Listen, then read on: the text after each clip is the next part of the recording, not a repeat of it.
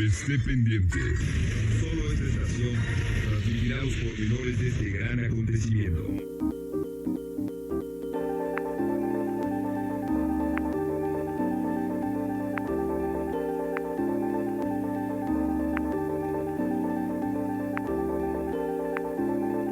Un aplauso muy fuerte, por favor, para todo el equipo humano.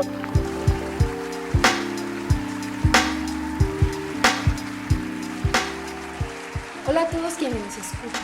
Bienvenidos a Proyección Cultural, Desarmando Ideas, un espacio para compartir y hablar sobre cultura contemporánea, las dudas que nos surgen, aquello que nos asombra y lo que no alcanzamos a entender en un mundo que parece moverse cada vez más rápido.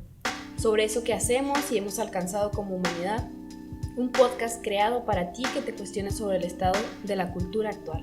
Nosotros somos Jennifer, Oscar, Daniela, Paul y Daniel.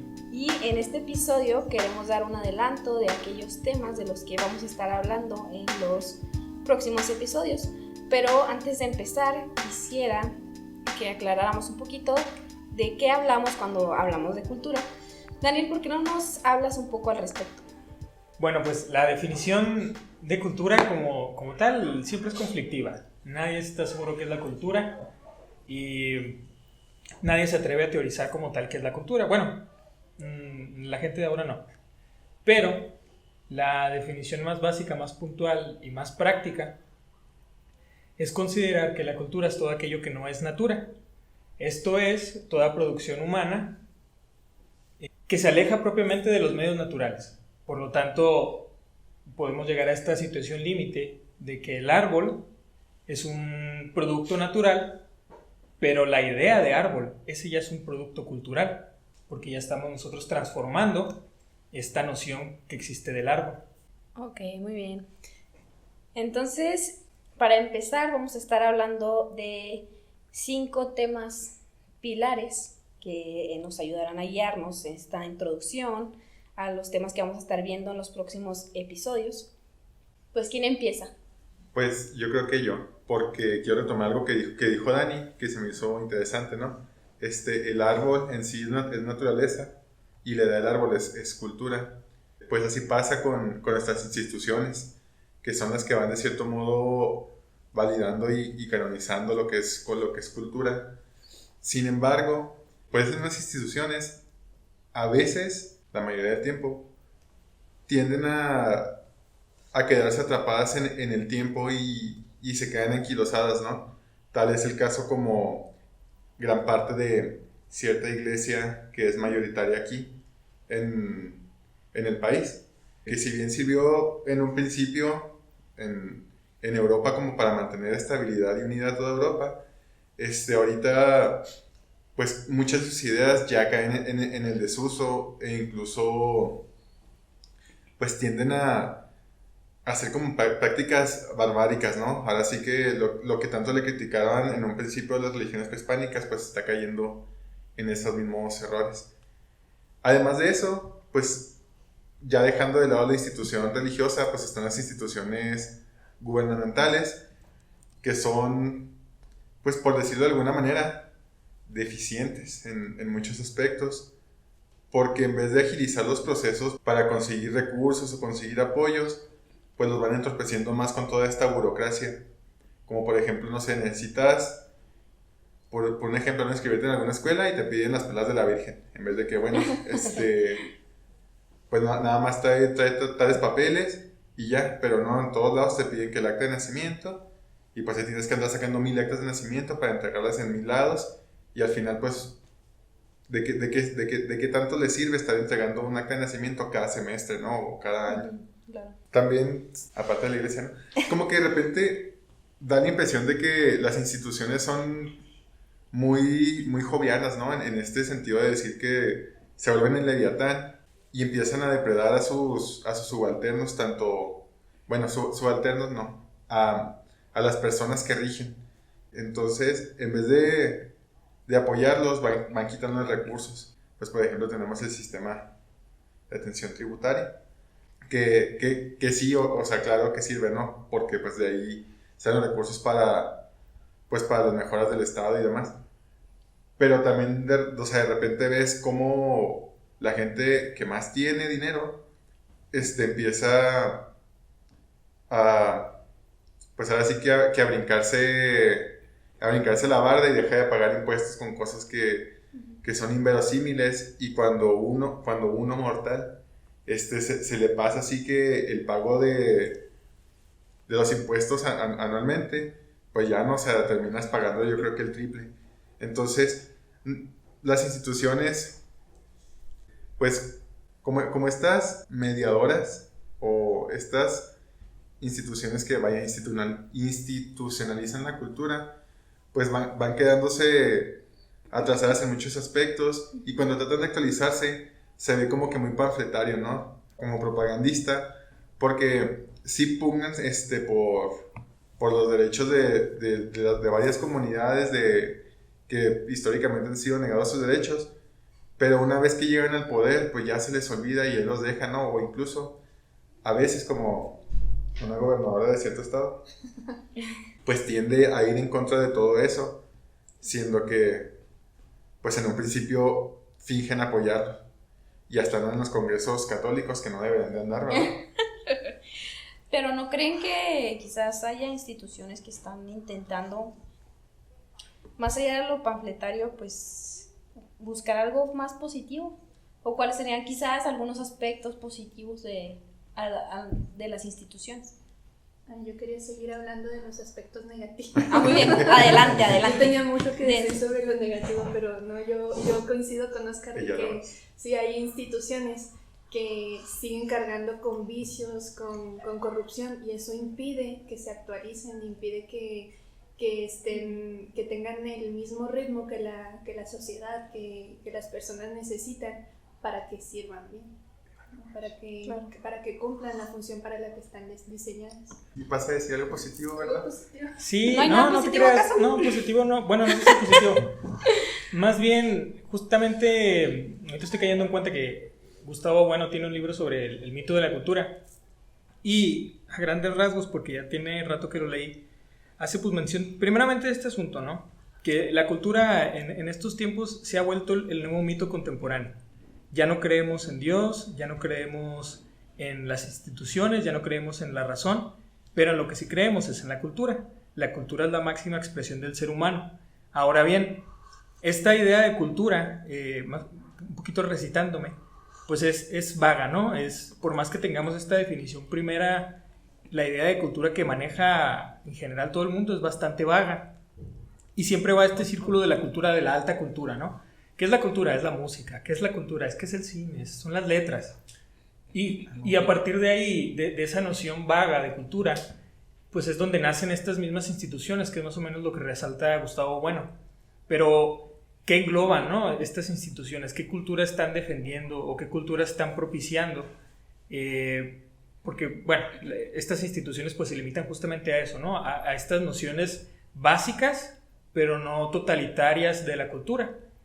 Podemos decir, sí, las letras, pero pues esa no es toda la cultura. Los pueblos originarios, sí, pero esa tampoco es toda la cultura. Y el Ministerio de Cultura, como lo menciona aquí Gustavo Bueno, más en términos de España, pues siempre se queda corto, ¿no? Porque luego hablas de esta cultura, pero no estás hablando de esta otra. Entonces ahí la definición se vuelve extremadamente vaga, y pues regresamos a esta misma idea, ¿no? Es que ahorita la cultura funciona como un mito fundacional. El hombre es un ser cultural y produce y hace cultura y bla, bla, bla. Pues incluso la cultura es víctima de la subjetividad, ¿no? En ese sentido, porque pues así como dices, queda tan vago que cada quien tiene su acepción conveniente de lo que es cultura. Por ejemplo, como dices tú, ¿no? O sea, la música clásica es cultura, pero por otro lado tenemos artistas contemporáneos que no consideramos culturales porque son contemporáneos, y lo contemporáneo no es cultura, tiene que pasar como que cierta distancia, a pesar de que es el medio en el que nos estamos desenvolviendo. Uh-huh.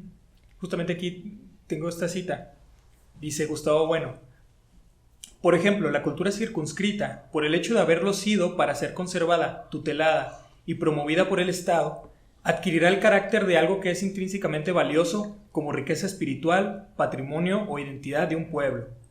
La espuela oxidada que yacía en el desván aldeano se transfigura irradiando un halo indefinible, al ser encerrada o circunscrita en la vitrina etnográfica de la Casa de Cultura de la Villa. Entonces, pues, justamente en ese mismo asunto, ¿no? Lo que podemos entender como folclore, que no es toda la cultura, se vuelve la cultura. Y lo que podemos entender como alta cultura, que sigue no siendo toda la cultura, se vuelve en sí toda la cultura. Entonces, se va, pues sí, se va añadiendo este valor, que la cultura es el espíritu humano, el espíritu del pueblo, pero pues ahí pues hay una combinación de campos que no termina de cuadrar, porque el espíritu humano, el Folkeist, es muy diferente del hecho que es la cultura, del hecho completo de la cultura. En ese sentido, podríamos decir que las instituciones son como el cubo que nos dice qué es cultura, qué es lo que no es cultura. Lo que es cultura está dentro de ese cubo que es la institución, lo que no se considera cultura queda por fuera. Pero ya en la cultura contemporánea vivimos en esta era líquida, ¿no? Y ya la cultura no se puede meter dentro de ese cubo, ya escapa a ese cubo, y es donde nos enfrentamos a las subjetividades, ¿no? Claro, cambiando un poquito de tema, y ahorita que mencionaba Oscar precisamente sobre las subjetividades y la cultura, pues las subjetividades son un tema realmente importante y pertinente en la actualidad, precisamente en esta actualidad tan líquida de la que hablaba Dani hace algunos segundos. Pero pues ¿a qué nos referimos cuando hablamos de subjetividades? La subjetividad es ese proceso en que nosotros como individuos, pero también como colectivos de la sociedad, vamos generando significados y vamos actuando y reaccionando ante pues la realidad y lo cotidiano que nos rodea, que vivimos. Entonces, desde la propia subjetividad, los humanos, nosotros como agentes sociales vamos orientando nuestras acciones y lo que pensamos, lo que sentimos, cómo nos percibimos. Y bueno, este es un tema que se ha vuelto de interés en los últimos años en los campos, por ejemplo, de la filosofía y la psicología, en muchos campos, especialmente porque pues, en las últimas décadas han surgido olas de nuevas dinámicas que implican, por ejemplo, el surgimiento de nuevas perspectivas de género y de la sexualidad.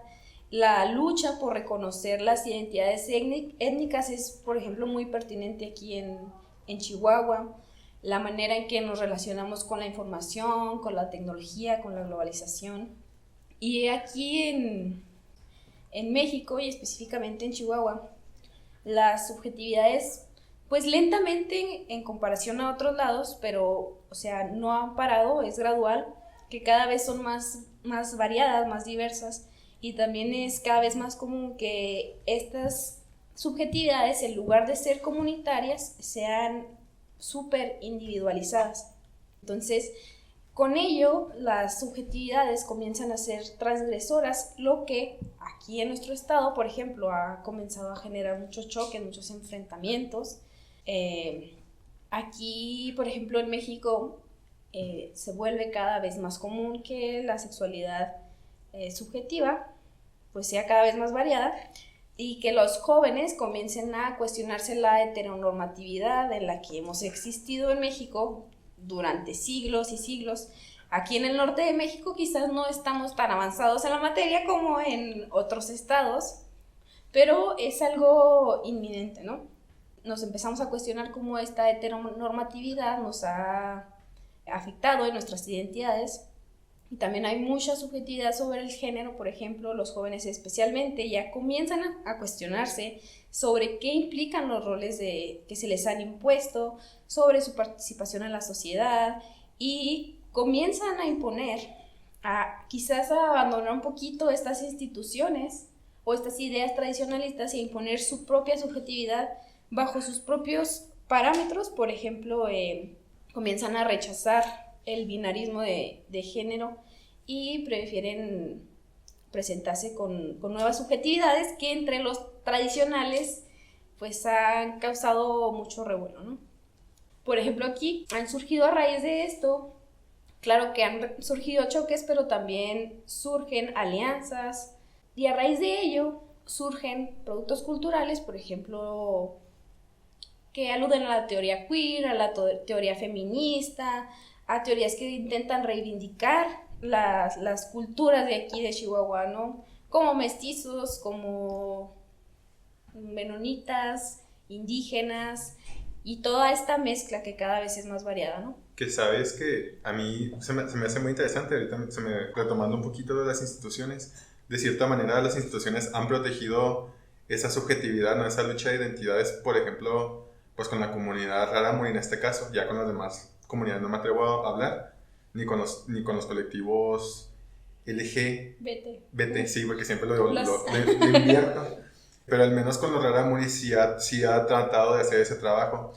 Lo que a mí se me hace muy interesante es precisamente cómo es que las nuevas generaciones ya comienzan a combatir todas estas obligaciones heredadas, ¿no? Que ni siquiera las piden, pero pues ahí está todo, por ejemplo, el binarismo, la heterosexualidad obligada.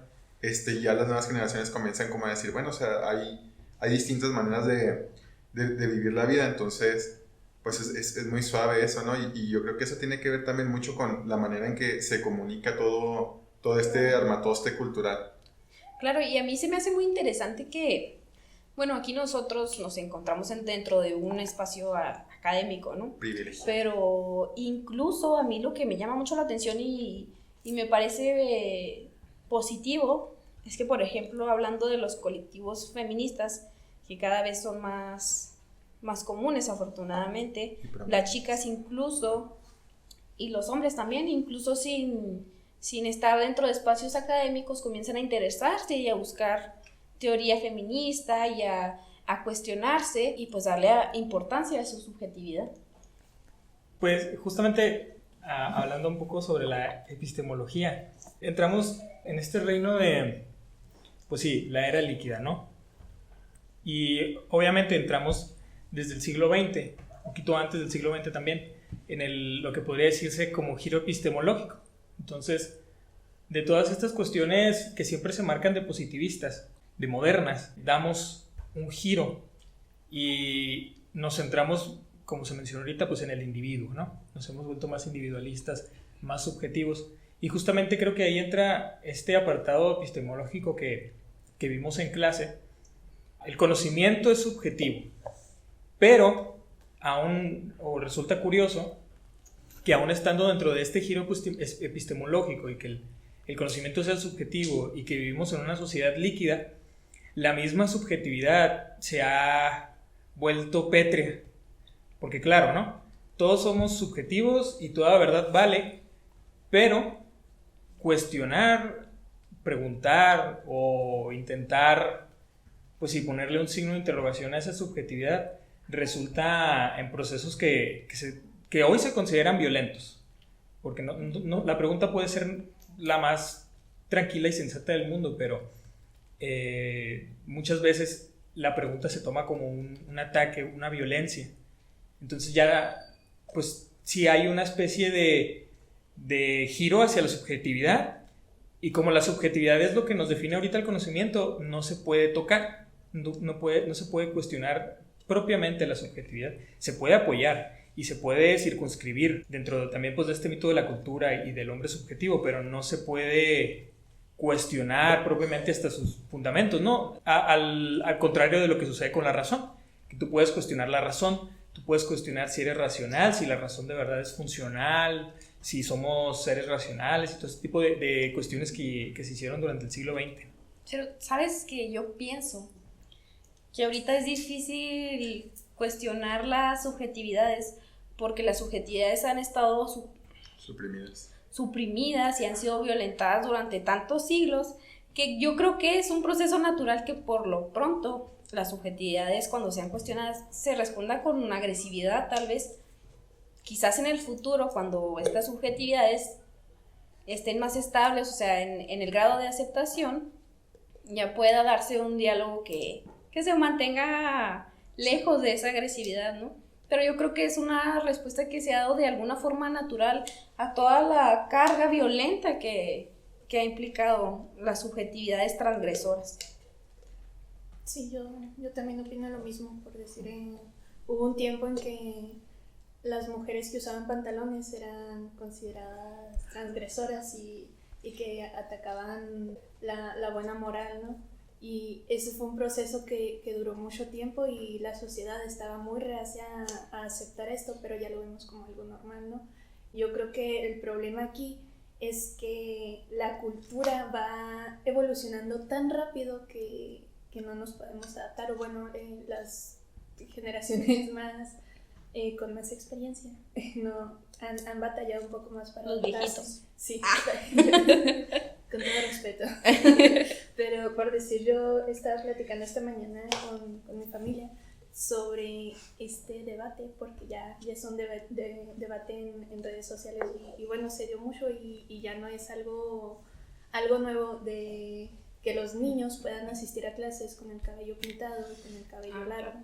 Entonces la mayoría de las personas mayores estaban en contra de esto porque decían, bueno, es que hay reglas por algo, presentaban sus argumentos, ¿no? Muy en contra. Pero hay otro sector de la sociedad que dice, ¿no? Pues es que no tiene nada de malo, ¿no? Que están a favor del libre desarrollo de la personalidad y etcétera, ¿no? Pero vemos ese choque, ¿no? Que se da. Y como que esa formación también viene pues para esa parte, ¿no? Porque nos preparan de cierta manera como para un uniforme, para un rol, para un trabajo y embonar en el sistema pues económico, pienso yo. Al respecto de lo que tú comentas del sistema económico, México pues tiene una gran cantidad de graves problemas. Los principales podría ser el desempleo y el subempleo informal que padece la población. Pero también, como comentabas, existe un alto y creciente déficit fiscal, como comentabas hace un momento, de las instituciones, al igual que elevadas tasas de inflación y tasas de interés. Otro problema que se suma es el bajo nivel de educación y sobre todo bajos salarios, así como una mala distribución del ingreso entre los diversos sectores de la población. Todas estas condicionantes pues se juntan y agravan el problema, y a su vez derivan en otros problemas y conflictos sociales como son la seguridad pública, el acceso a la salud, el acceso a la comunicación y pues cada vez sectores más precarizados y para ellos es muy difícil acceder al progreso. Es muy frecuente que las autoridades se enfoquen en resolver problemas y los síntomas, pero más bien lo que ellos intentan es resolver las consecuencias, pero no atacar las causas. En la actualidad vemos que se ha generado mucho el autoempleo y los jóvenes se dedican a actividades freelance. Esto pues es como una consecuencia, un síntoma del sistema económico actual, porque muchos jóvenes, sobre todo de las nuevas generaciones, no les apasiona, no les interesa mucho la idea de invertir sus mejores años en empleos que son mal pagados, que no tienen buenos beneficios ni prestaciones, y sobre todo no les gusta trabajar en oficios que no les apasionan o que por los cuales no tienen vocación. Esto ha generado que exista mucha población de mano de obra laboral flotante, es decir, personas que no duran largos periodos de tiempo en una empresa, sino que por el contrario, después de 3-4 años renuncian y buscan otro empleo. O se ha generado mucho también el autoempleo o las microempresas, porque en realidad el ambiente laboral y los sueldos no son competitivos y en la mayoría de los casos no son suficientes para mantener por largo tiempo a los trabajadores, y esto provoca en consecuencia que exista mucha inestabilidad, sobre todo en la industria maquiladora y en el sector de alimentos como los supermercados. Cada vez es más común encontrar anuncios de vacantes.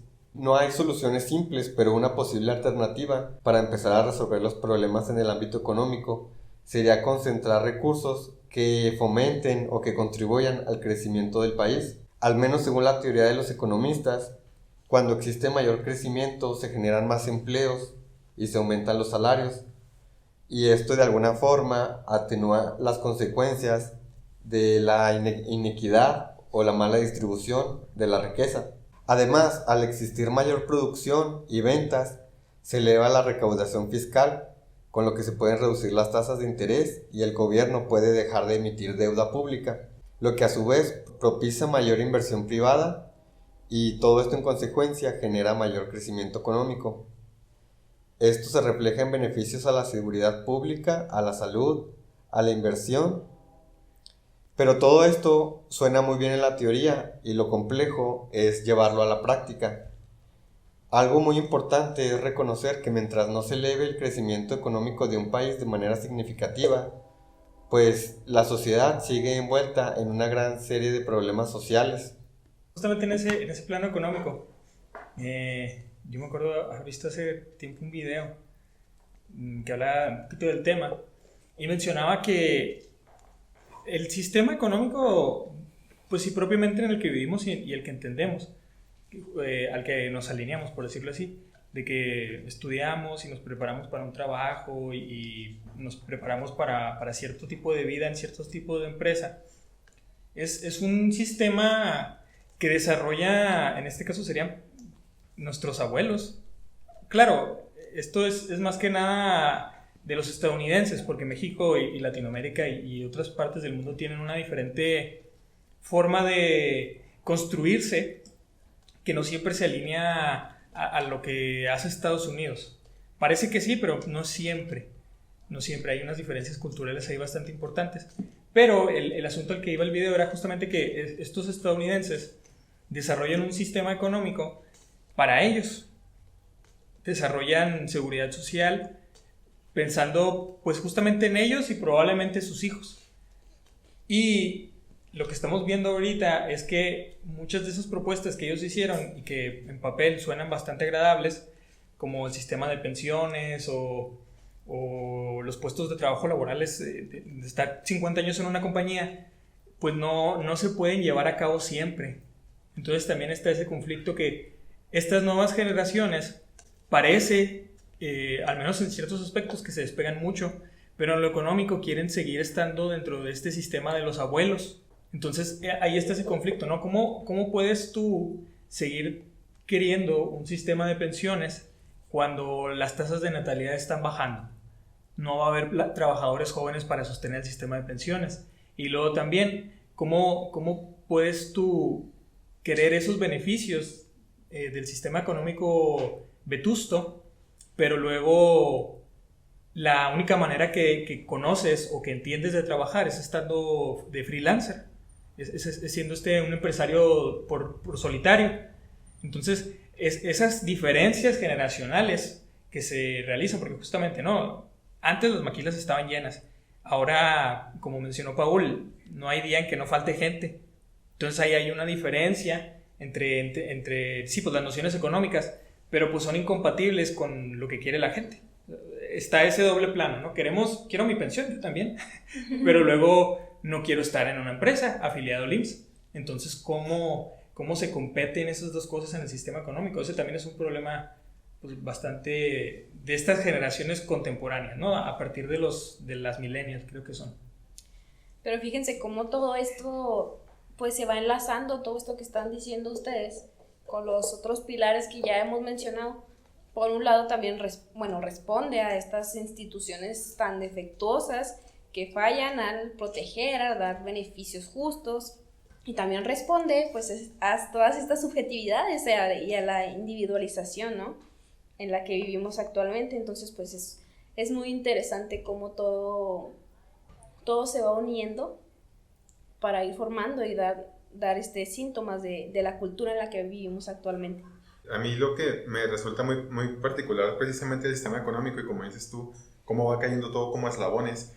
No recuerdo dónde leí que, por ejemplo, esta industrialización en México, ¿no?, traer tantas maquilas y demás, e incluso el sistema de educación por competencias, fue básicamente como un método que desarrolla Europa para tener mano de obra barata.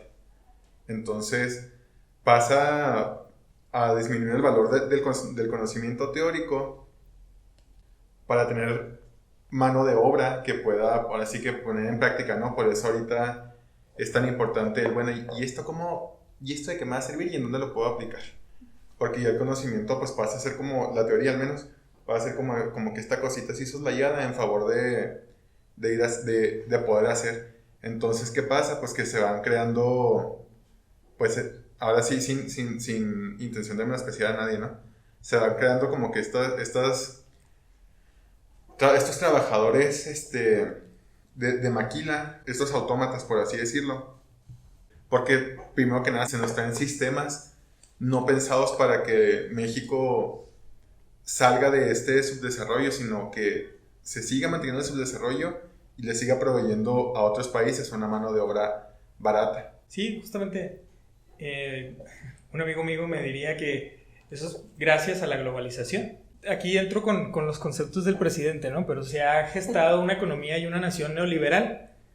Eso, pues, yo creo que es un poquito innegable, ¿no? O sea, el hecho de estar atados al Fondo Monetario Internacional y a la ONU implica una liberalización, que en este caso entra en la neoliberalización de estos, no sé si es Angela Merkel y todas estas figuras europeas que proponen este nuevo sistema. El asunto aquí, pues, es que justamente si por alguna razón todo cae en binarismos, pero si tú te entregas a la globalización, no puedes, por tanto, mantener los intereses nacionales, porque estás en contra de los intereses globales. Entonces ahí, si los intereses globales van en función de que necesitan una cierta mano de obra y una cierta generación de recursos, los intereses nacionales no pueden, pues sí, proveer de lo que la Constitución y la misma cultura pública de México propone, ¿no? Que son individuos de alto valor, individuos éticos e individuos que posean garantías individuales que protege la Constitución. Porque si tú generas eso, ya no puedes, por lo tanto, cubrir la demanda global. Entonces, eso hace que la escuela se merme, eso hace que salga el Fobaproa, o sea, todo este tipo de nociones y cosas muy, muy atascadas y muy torpes que pasaron, pues justamente por eso, ¿no? Porque el ámbito nacional de la nación, inclusive en términos más antiguos de la patria, pues se ve soslayado, se ve entregado a estos intereses globales, a los que tienes que responder sí o sí, porque pues, el Fondo Monetario Internacional te prestó chorrocientos millones de millones. También otro aspecto interesante de la economía es que se debe de tener en cuenta y sobre todo tener conciencia de los recursos naturales, puesto que son limitados y son finitos. Por lo tanto, un sistema económico que solo se enfoque en producir bienes o servicios, pero que no sea consciente de tener respeto hacia la naturaleza, pues va a ocasionar en consecuencia un desgaste de estos recursos, va a destruir ecosistemas enteros y pues no va a ser un progreso equitativo, ya que está destruyendo una parte de la naturaleza para lograr mejores condiciones de vida o confort para un sector de la población en perjuicio de otro. Y muchas veces ni siquiera se quedan en el propio país, ¿no? Esos beneficios, sino que pues van a otros lados y las poblaciones en general pues nunca se benefician de ello. Y no sé si se han fijado, es algo que más o menos he notado, justamente en este aspecto de la individualidad, ¿no? Del individuo, de lo subjetivo y de que lo que importa es el yo y no el otro. No sé si se han fijado justo aquí en Chihuahua, en el municipio, cómo talan los árboles y los talan porque resultan estorbosos, pero luego pues entramos en eso, ¿no? Un poco en todos esos términos de economía y demás, pero luego entramos en lo del ambiente.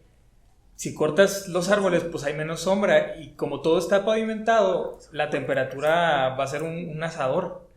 Entonces resulta muy curioso cómo estas ideas nos condicionan a ciertos aspectos que nos llevan a dañar el ambiente sin considerarlo. Entonces vamos viendo cómo es que todos estos temas se unen, ¿no? Y dan como resultado un gran impacto en la cultura, en las formas de vivir, que están cambiando, ¿no?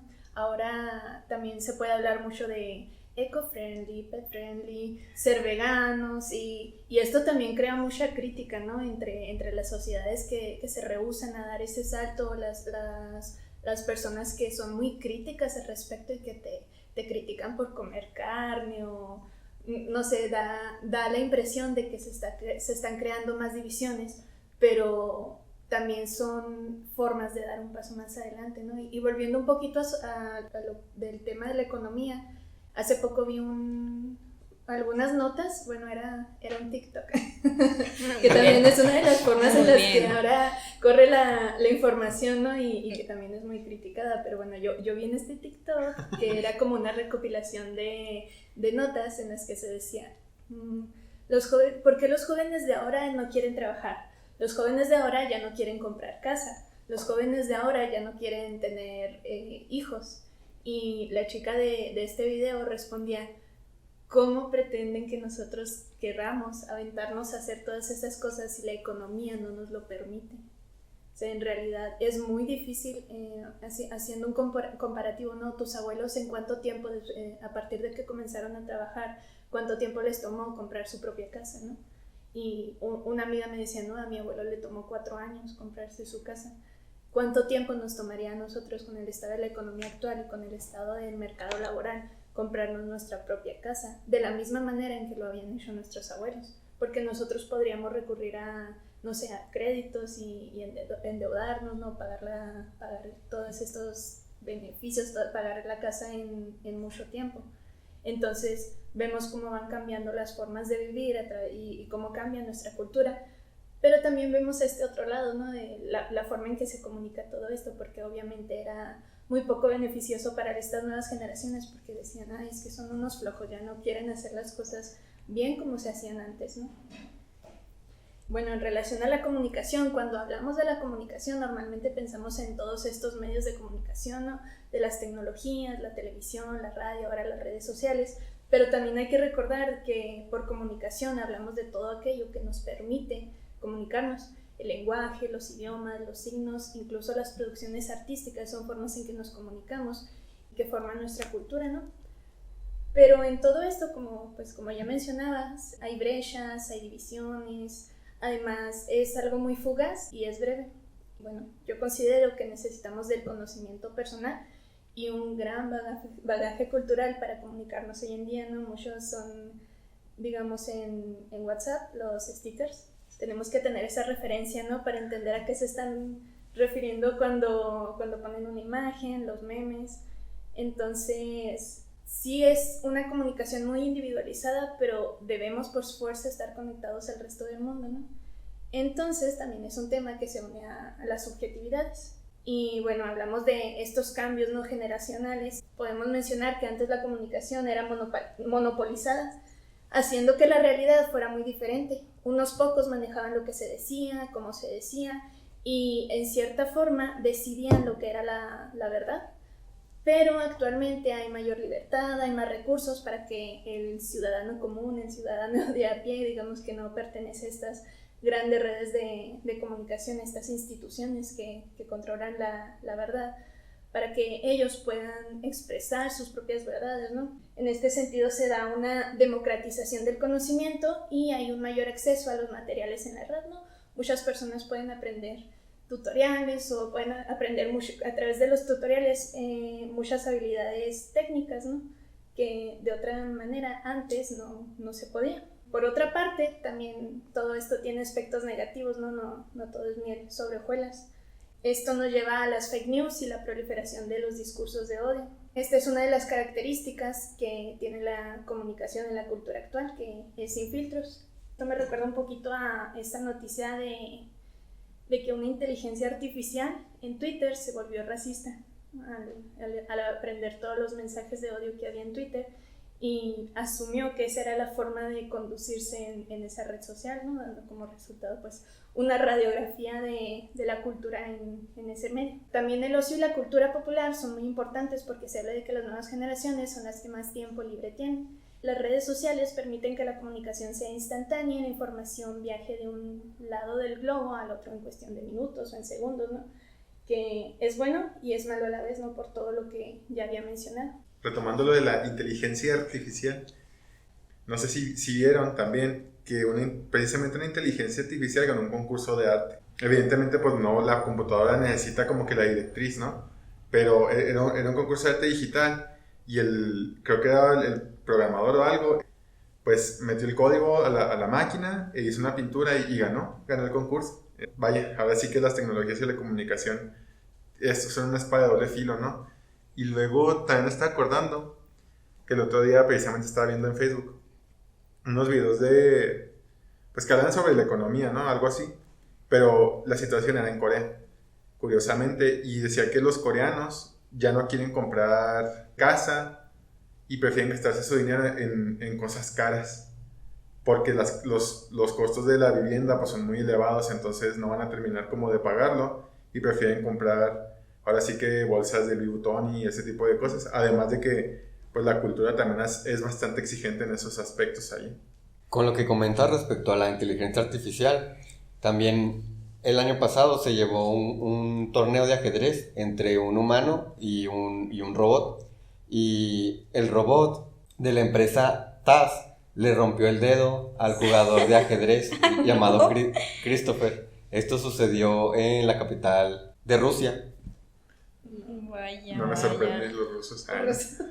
Es que es una realidad inminente esto de que estamos ya en una, ahora sí que haciendo referencia a lecturas recientes, ¿no? Una realidad cyborg que pues ya nos ha alcanzado a todos, porque incluso aunque las brechas entre clases sociales pues son muy evidentes, también es cada vez más evidente que incluso en una vivienda de bajos recursos tiene ya que haber un celular, por ejemplo, y eso también dirige las formas en que nos estamos comunicando, ¿no? Ayer precisamente estabas en mi tiempo de ocio, ¿no? En vez de, no sé qué, estaba muy arduamente estudiando y estaba viendo una película, nada más que se llama Pat Labor y es de una patrulla, son patrullas pero robots, y me sorprende cómo manejan el tecnoesoterismo, porque es una civilización, bueno, ya están tan adelantados tecnológicamente que incluso en los aspectos esotéricos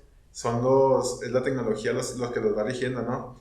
Entonces la problemática se centra en que tratan de construir una ciudad artificial en el mar, pero el diseñador se suicida y sabotea la misma construcción y a los robots, entonces está, no sé, yo me hundí demasiado.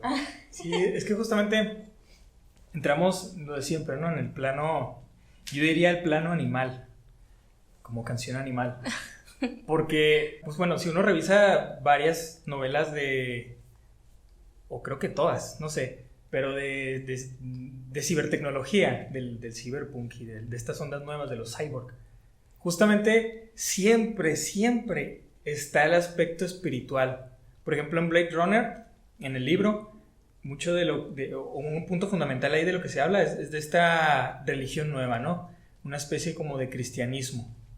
Entonces, llega a ser, a final de la novela, llega a ser un punto esencial para el personaje, que logra comprender esta religión.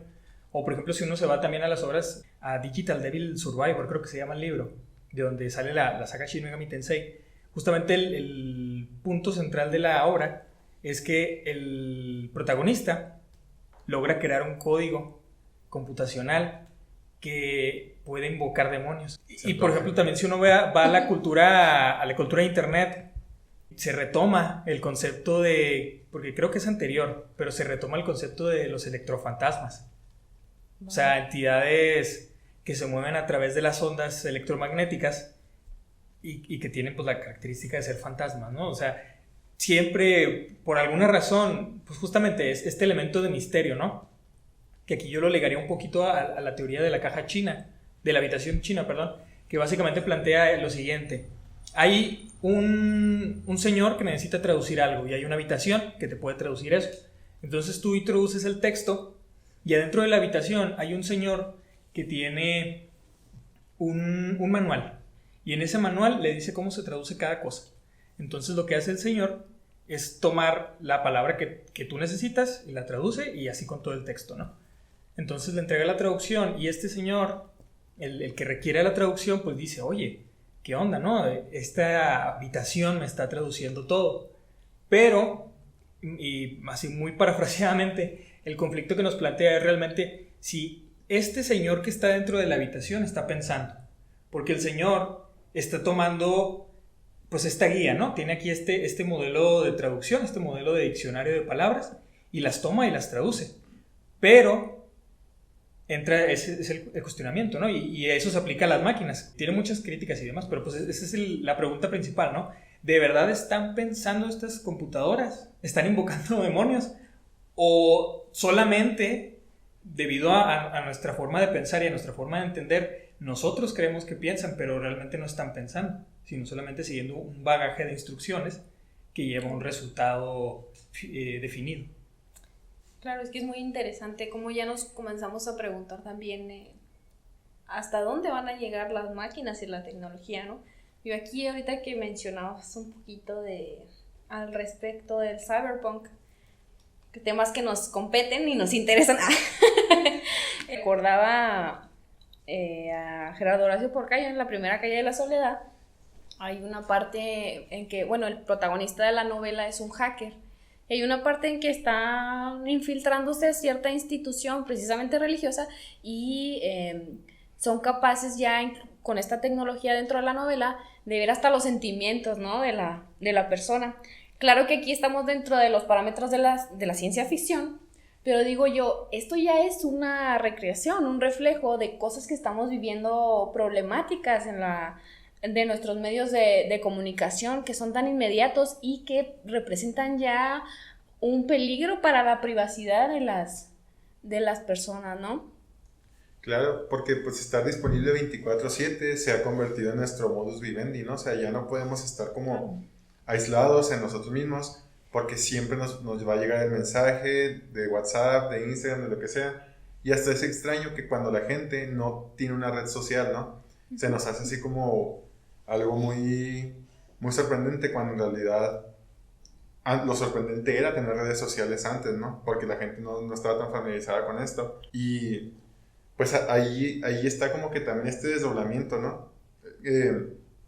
Ahora sí que qué tanto estamos proyectando de nosotros en esta red social y qué tanto nos está convirtiendo esa red en nosotros, ¿no? Está así como que, no sé, la ciencia ficción ya ha dejado de ser ficción para ser ciencia más bien. Claro, hay cosas que ya han llegado. Yo, por ejemplo, recordaba ya en mi infancia, cuando todavía las redes sociales y el internet, que sí existían, pero no eran tan prominentes, tan comunes, ni tan problemáticas todavía.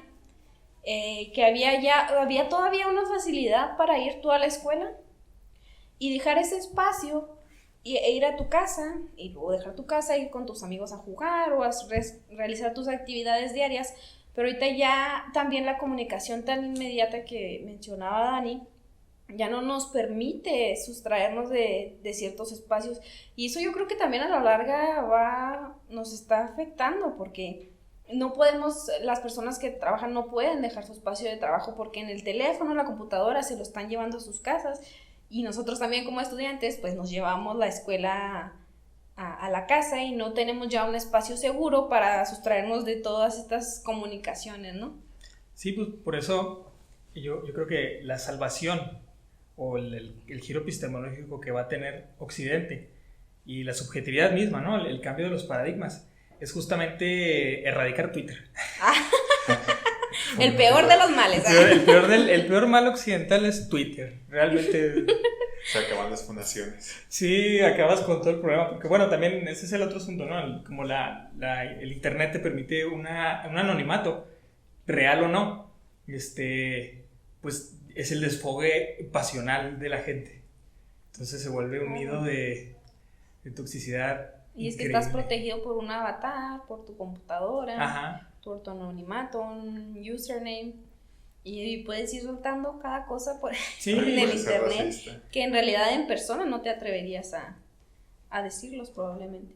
Sobre todo esto que habían estado comentando, me llamó mucho la atención cómo es que los productos culturales, los libros, la literatura, las series, las películas, van mostrando el estado de las sociedades, ¿no?, de las distintas sociedades, como que van tomando el pulso. Por ejemplo, hablaba un poco sobre esta serie Dark, que es una serie alemana de Netflix, y vemos cómo es que esta sociedad ya ha pasado distintas etapas y las problemáticas que les atañen ya son muy diferentes, ¿no? Este estado de reflexión ya pasó a lo que serían los viajes en el tiempo, las paradojas, este tipo de cuestionamientos, ¿no? Y luego pasamos a las producciones mexicanas y vemos temas muy distintos, ¿no? Formas de abordar este tipo de arte de manera muy distinta, la violencia, las migraciones, es decir, van mostrándonos distintas facetas de la sociedad y distintas problemáticas también. Nos van mostrando eso que nos hace ruido, aquello que va ocupando nuestros pensamientos. Y es así como nos damos cuenta de estos cuestionamientos que nos hacemos, la forma en que nos vamos moviendo como sociedad, y las preocupaciones, la política, la economía, el estado de las instituciones, estas subjetividades que nos crean choque, ¿no? Y creo que es importante ver cómo la cultura se desenvuelve a través de esta pantalla que son los productos culturales. Claro, porque son recreaciones de cosas reales, ¿no? Más allá de la diversión, siempre tienen una reflexión detrás. Y bueno, con esto ya hemos llegado al final del episodio, donde hemos estado compartiendo nuestras perspectivas sobre estos temas. Hemos dado una pequeña introducción a temas que estaremos viendo en los siguientes episodios. También queremos agradecer a todos los que nos estuvieron escuchando y pues los invitamos a seguir escuchando los siguientes episodios, donde tendremos invitados que nos van a compartir sus valiosas perspectivas, experiencias, información, y donde nos van a permitir pues nutrir estas conversaciones sobre el estado actual de nuestra cultura. Nosotros somos Proyección Cultural Desarmando Ideas. Esta fue Jennifer, Oscar, Daniela, Paul y Daniel.